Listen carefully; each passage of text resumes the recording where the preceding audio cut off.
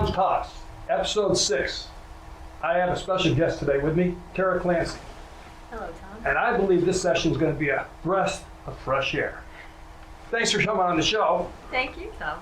Let's start with something about 5 years ago. You want to tell me what started this whole thing and how you got where you are today? Yeah, so about 5 years ago, I was in a car accident. So a hit and run. It wasn't major, but when the car hit me, I sort of turned to the side, just out of shock, and it gave me a pain that was sort of lasting for a while. So, it's like if you have, a pipe that breaks in a house, you have something acute, you go and do something about it. So I went to the doctor to see what I could do, and they kind of said, oh, we'll try some things. If it doesn't work, you may need to see this other kind of doctor. So I did go for a few times to see if I'd get any relief. It didn't. I didn't, and so I went to this other doctor called an osteopath. And so I worked with this osteopath for a few times, and it was getting better. And then he kind of dropped a bomb on me, and he said, I think you're actually dealing with something bigger than this shoulder injury. I think you've had more like a leaking faucet for a long time, and now the accident just made it into a burst pipe where you're all of a sudden getting all this pain and stuff. So as it turns out, what he was really telling me was that I had been dealing with nighttime breathing problems, like sleep apnea. Did you feel it before? Well, I had a host of things through my whole life that I could never really put my finger on, things that had there was always something that was bothering me. And then, you just come to say, it is what it is. It's my normal, and you accept it, like the dripping faucet. You're not like compelled to go do anything. And then and it was cumulative. These little things that I really didn't see as related or anything kept building up and building up and building up. And then ultimately, when I had this pain and went to the doctor, he stepped back and looked at my face actually, and said, based on what you're telling me you're experiencing and what I see in your face, I think you're dealing with a nighttime breathing problem. Well, that's interesting because I do body language. What could he have seen in the face that indicated something? Yeah, so it is interesting that we're both into reading things like that. So it turns out, like in your face really conveys if you've been dealing with nighttime breathing problems. So there are 4 things that I always talk about. The first thing to look at is if a person has crowded teeth. So if you look at me, I do not have crowded teeth, but I, as a kid, had very crowded teeth, and I had teeth pulled, and I had orthodontic work. And so if I hadn't had that, I would indeed have crowded teeth. So what's the big deal about crowded teeth? It means that your jaw did not grow out forward enough as it's supposed to. And if your jaw does not grow out forward enough, you don't have enough space for your tongue to sit in the right spot that it should. Okay. So what if it doesn't have enough space? What does it do? It sort of falls backwards a little bit and ends up in the throat. And then that becomes a problem for you when you're sleeping, because when you sleep, your muscles relax, and any space that you have, like in the back of your throat, your airway, any space is now going to get smaller. And so that's why you end up with nighttime breathing problems. I always compare it to pasta, believe it or not. So I think if you think of some of the tubular pasta that we have like penne pasta that has a nice little tube in it, or you have like, the king of pastas, manigat, that big tube. What'd you call me? Yeah. Sorry, no. So we would all want to have a manigat-sized airway, nice and big, but for many of us, we're really ending up with more of like a penne-sized airway. So when the tongue sits farther back, that takes up some of that space, and then when the muscles relax, that space really kind of collapses, and that's why we end up with these nighttime breathing problems that really pull us out of our sleep all night. That's the one that makes you stop breathing?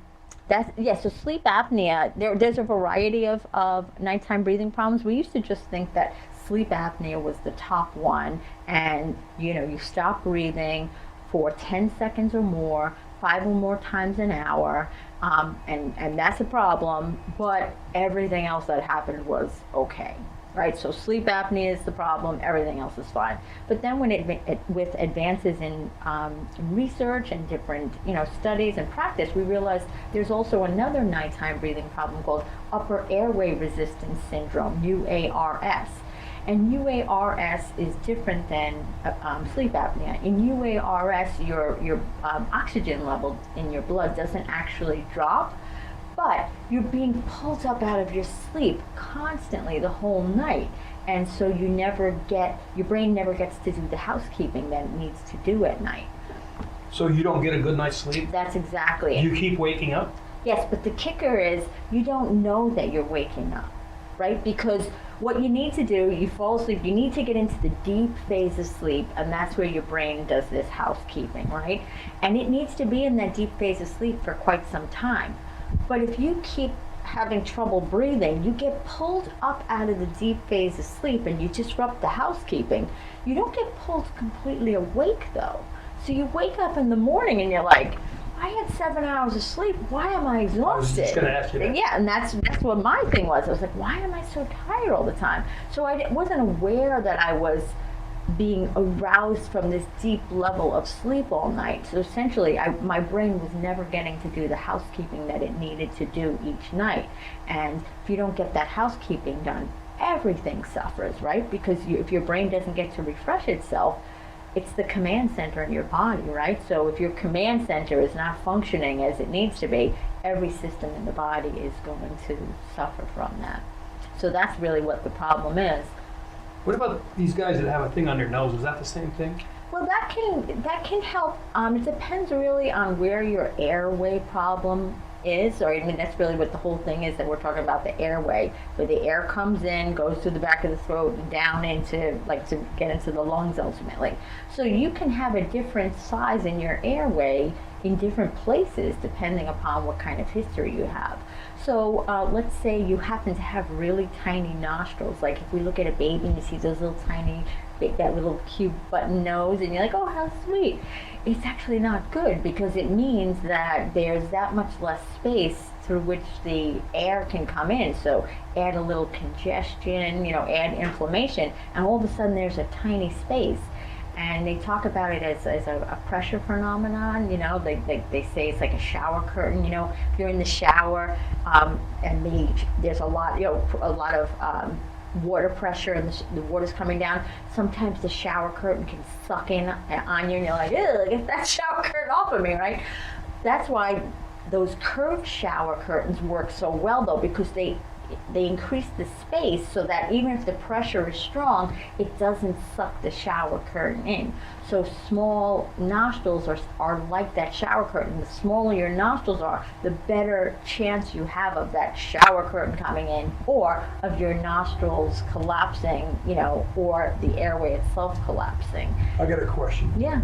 I broke my nose like 4 times, 5 times, martial arts. And I can only breathe out of one side. Is that a problem? That's a huge problem. Yeah, definitely. Because anything that's going to inhibit your airflow is going to create a problem at some point. And if it starts right there, where you can't even get the air in, you're increasing pressure along the way. And so it's going to lead to more likelihood for collapse. Remember we were saying before that when you sleep, your muscles relax. If the pressure's greater because you only have air coming in on one side, your collapsibility will be that much greater. That's why those plugs can help certain people if they have a small area up here, and by using those kind of, let's say the nasal strips, for example, if you use those and that opens up the area, then that's more Does it pull it open? Or? Yeah, well, there are different kinds of things. There are nasal strips that will pull across the bridge of the nose and open that up, for example. There are other little pillows that you can put in, all different kinds of things. But the whole idea is to make the space larger so it doesn't collapse as easily when the muscles relax. Because when the muscles relax, they become more flaccid, And then if you're still trying to suck the air in at the same rate, you can get it to collapse. And it's that collapsing that causes either the sleep apnea, where your oxygen drops because you just stop breathing. But it's also what causes the difficulty with the upper airway resistance syndrome, because in that you become so accustomed to the problem, you wake up at the slightest little thing. So it pulls you up. So either way, the bottom line is all of these nighttime breathing problems are disrupting your sleep. and not letting your brain do the housekeeping that it absolutely needs to do.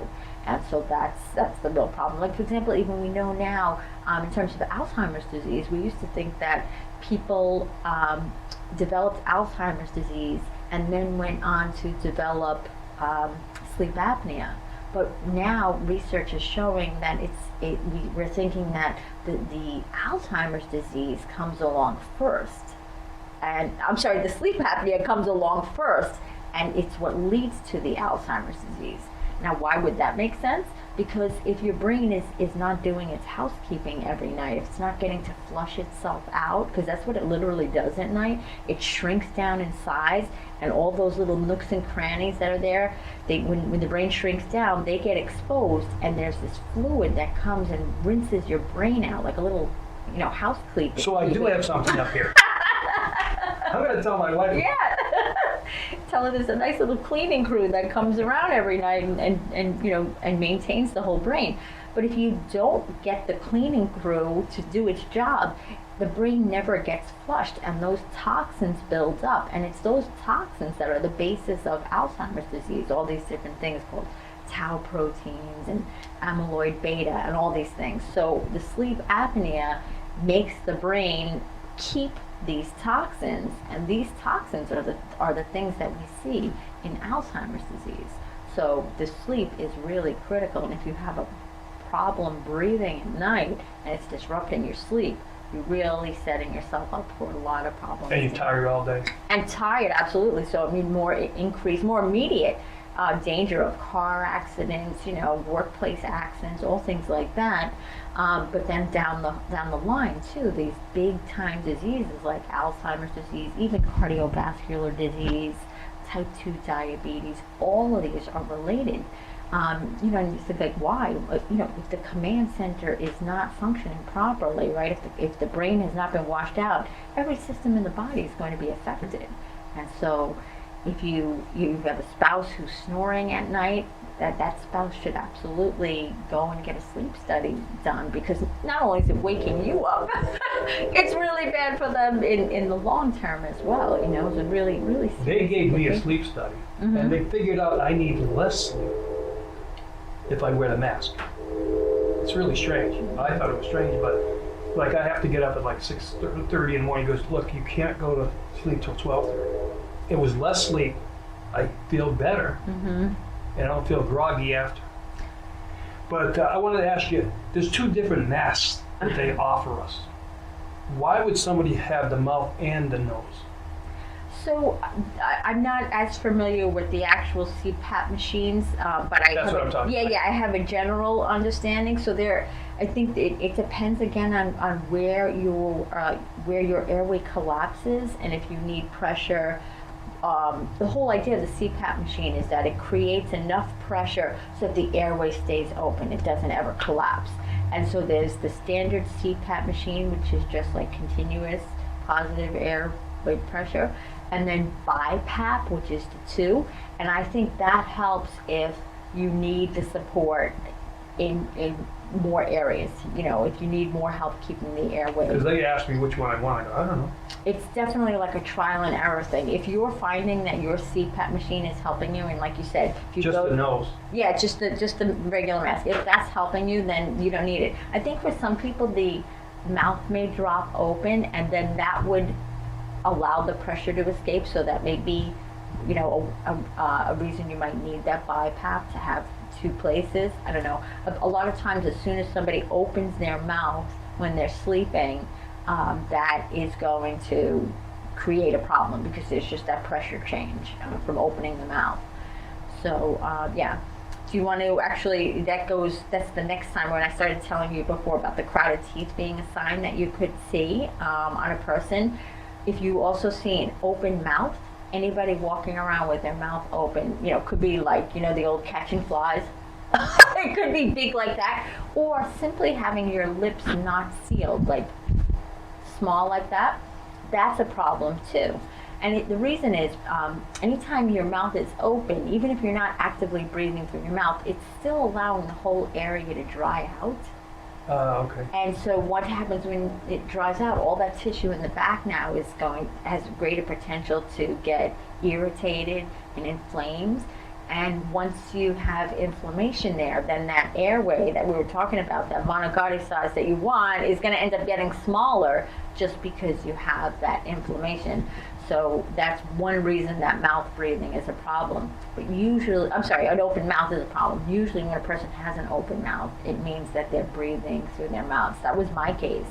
When I was tiny, I developed a pretty significant allergy, and I couldn't breathe through my nose. And like that was how I grew. So I never realized that I was breathing through my mouth. So this was when you were a kid? When I was a baby, yeah. Wow. I actually realized, I'm writing a book now on this, and I've interviewed like 20 of the really prominent researchers in the world on this whole topic. And I had always wondered why. I have 7 brothers and sisters. Why am I the only one dealing with this, like all these issues that I was always the sick one, all this stuff going on, like why me, And through writing this book, I figured it out because when I looked at all my siblings' birth dates, I'm the only one that's born in the cold weather. Every single one of them was born between either April or September. So what happened to me? When I was a Thanksgiving baby, so I spent the first 6 months of my life inside, shut up, because I also had those older brothers and sisters, so my mother was not going to be taking these kids outside for long to, get out there when it's that cold. So I spent all this time in an indoor environment, heated, and when you do that, your body becomes sensitized to whatever there, so dust and all those kinds of things. Wow. Yeah, so all my siblings, they were out in the pool during their first 6 months of life. So all of them were normal? Yeah, I'm the abnormal one, Gives me an interesting story to tell. But so that Are you the youngest? I'm not the youngest. Oh, okay. Yes, the closest to it though. But that's the reason that it's that's the reason why I ended up being a mouth breather, because I just couldn't breathe through my nose because I had this dust sensitivity, and you don't realize it, again, like I said before, because it's just how you are. It's just I always breathing through my mouth. So I didn't realize I shouldn't have been doing that. But over time, from breathing through my mouth, I ended up basically changing the development of my airway, because when you have to breathe through your mouth, your jaw has to hang down a little bit, and so you kind of come to impact your airway. It's kind of like what we're doing all the time now these days when you have a cell phone. What do? When you get a text, you look down at it, right? So by angling down, you can test if you want. If you just have, if you just drop your jaw and breathe in slowly through your nose, and as you're doing that, angle your head downward and see if you can feel a difference in the breathing. For me, I can feel the resistance build up when I get down here. Yes, that's true.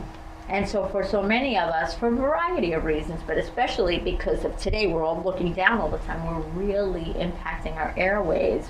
And that's why nighttime breathing problems is so prevalent. Like 50% of men deal with nighttime breathing problems, 25% of women, and 11% of kids also. A friend of mine's daughter, 28, died from it. Really? Yeah, just 2 years ago. Oh my God. It's terrible. Oh, it's so sad. She was good, and like we couldn't believe it. Mm-hmm. You got to watch it. So that really made me say, I'm putting this thing on every single night. Absolutely. So the accident 5 years ago. Yeah. You find out about you. Now you're passing the word on to everybody else. Yeah. So you're talking to people, you're showing them, you teach them. Yeah. I've written a couple of guides, because my big goal is, we know so much now about how sick this makes you through your life, and we know what you can do once you've had it for a long time. You can do like a maintenance thing, like a CPAP machine to help you sleep at night. You can do dental sort of things to bring your jaw forward and everything. I'm doing that right now. You can do something called myofunctional therapy to strengthen the tongue and get the tongue to work more properly and pull it forward. So lots of things that you can do.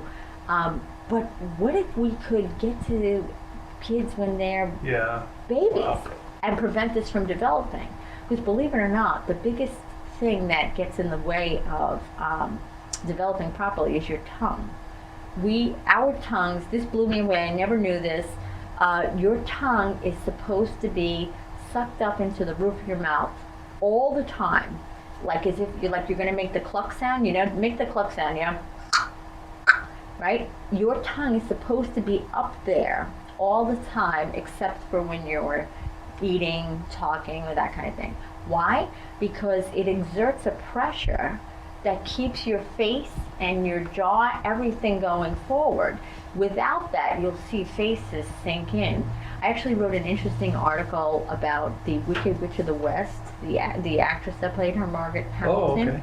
And if you look at her face, and I actually have it on my website with a little video, a clip of her talking about when she found out she was being cast in the role of the witch. Very funny. But you can see in her face all the things I've talked about. You can see the crowded teeth I mentioned. You can see the open mouth.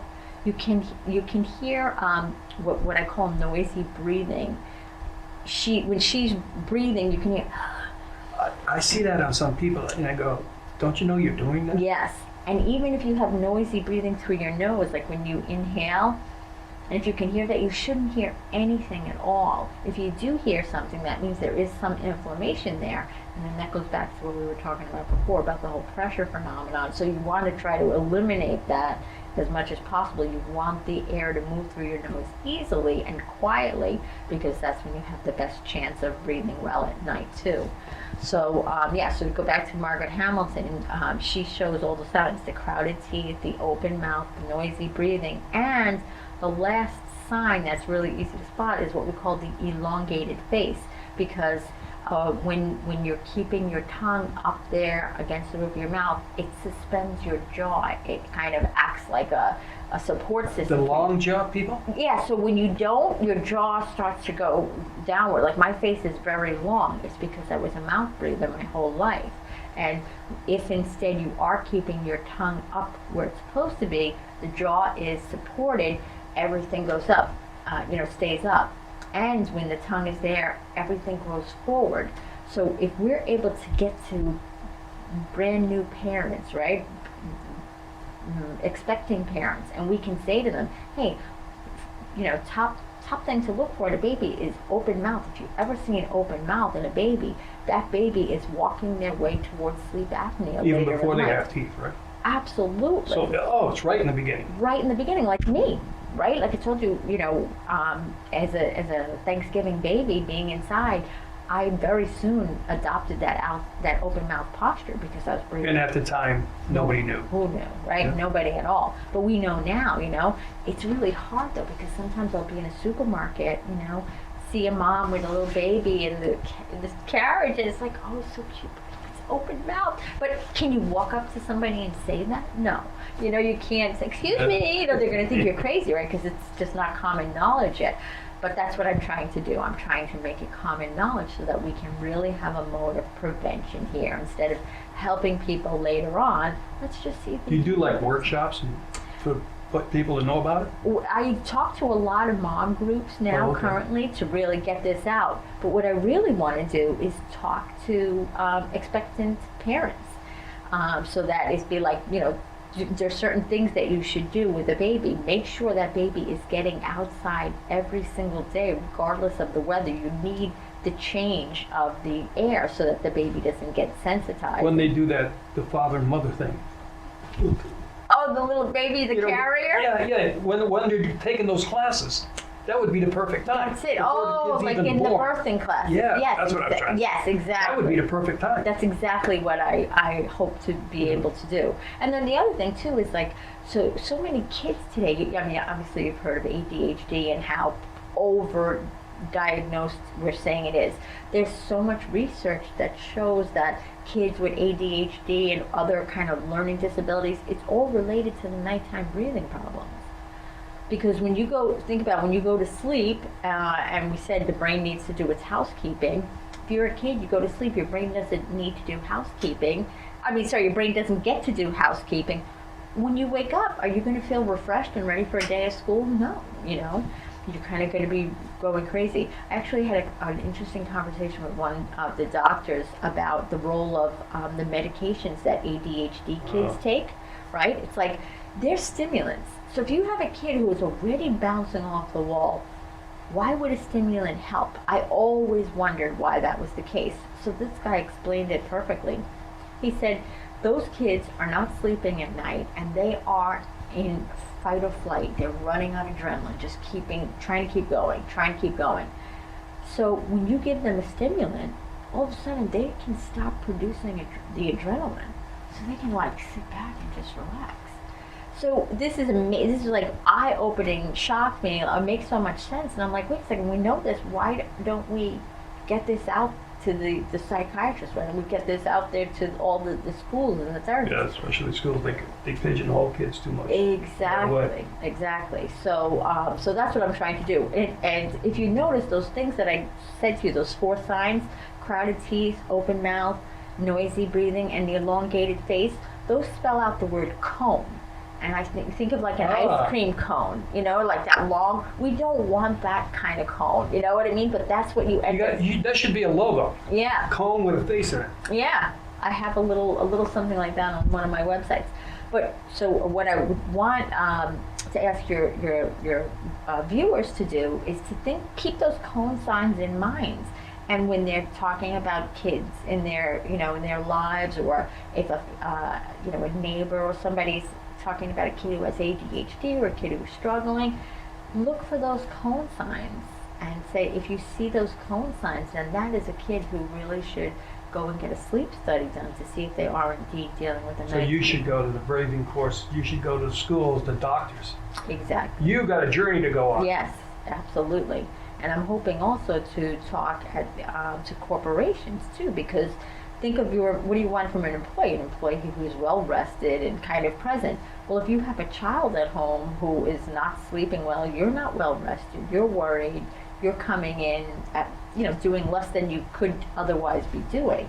So we could help parents come into work better because they know what's going on with their kids, and they can help their kids, and then everybody sleeps better at night. So if somebody calls us, we'll give them your number. This was very interesting. Yeah. So I want to thank you for coming in. You are very welcome. I appreciate it. Don't go anywhere. We got a 2-minute tip next. See you at the tip. Welcome to Tom's 2-minute tips or less. Tonight, a body language tip. Trigger words to use in emotional marketing. The 10 words that elicit the 10 emotions. Number 1, community. Make your audience feel as if they're part of something bigger than themselves. Number 2, competition. All of us are very competitive. Make them feel they're missing out on something if they don't start competing. Fear. If they don't act, they'll lose out right now. Number 4, indulgence. People love instant gratification. They want to be spoiled. Find out what they're looking for. Number 5, guilt. Eliciting guilt in a good way. Working from home with the kids and the parents together is a good thing, isn't it? Number 7, first adaption. People like to be the first ones. They like to lead and come out front, help other people. Number 7, popularity. People want to be liked like heroes. Offer them something ahead of their peers. Number 8, time. Time is very limited. Buy now, don't wait. Only 3 days left. Those terms work. Trust. When it comes to marketing, trust is powerful. Use guaranteed, full refund. And number 10, value. Prove value by saving time. Give it a try. Feel that difference. These are the top 10 words for the top 10 emotions. Try using them and watch how your influence rises. See you at the next tip.